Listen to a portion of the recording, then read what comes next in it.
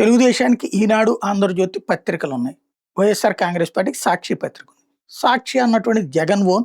వీళ్ళిద్దరూ వేరు. కానీ శరీరం వేరు, ఆత్మ ఒకటే. ఇది ఒకటి ప్రింట్ మీడియా. ఎలక్ట్రానిక్ మీడియాలో ఒక టీవీ5, తర్వాతన మహా టీవీ, లేకపోతే ఏదైతే ఏబిఎన్, ఈటీవీ, ఈ 4 ఖచ్చితంగా తెలుగుదేశానికి ఆత్మ లాంటివి. సాక్షి వీళ్ళది. టీవీ9, ఎన్టీవీ ఇవి సమయానుకూలమైనటువంటి నిర్ణయాలు తీసుకుంటూ అధికారంలో ఉన్న వాళ్ళకి సపోర్ట్ చేస్తే, అధికారంలో ఉన్న వాళ్ళు తమను ఇబ్బంది పెడుతుంటే వ్యతిరేకించి పోరాడుతుంటాయి. ఇది కామన్ థింగ్ జరిగేది. కొంత బ్యాలెన్స్ మెయింటైన్ చేసేది ప్రస్తుతానికి అవి 2. 10 టీవీ, టీవీ9, ఎన్టీవీ.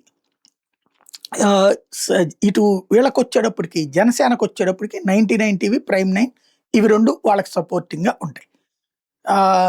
ఇది ఓవరాల్ పిక్చర్. వీటిట్లలో తెలుగుదేశం అనుకూల మీడియాని ఫైనాన్షియల్గా కాపాడుకొస్తున్నారు చంద్రబాబు నాయుడు గారు.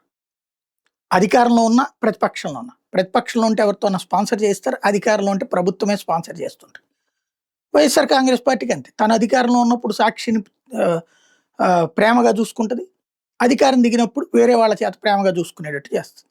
ఇది పక్కన పెడితే 99 టీవీకి కానీ లేకపోతే ప్రైమ్9కి కానీ వీళ్ళు ఏమి ఇస్తున్నారు అంటే నథింగ్.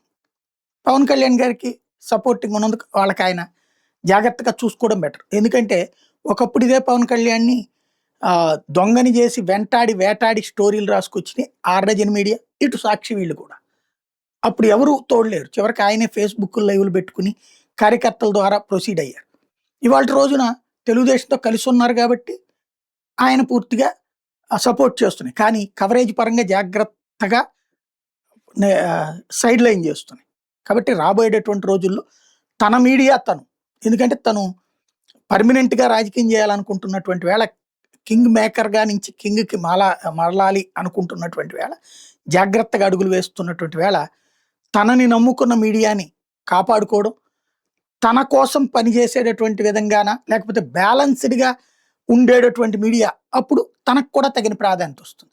దాన్ని ప్రోత్సహించుకోవడం అన్నది ఆయన చూసుకోవాల్సిన అవసరం ఉంది.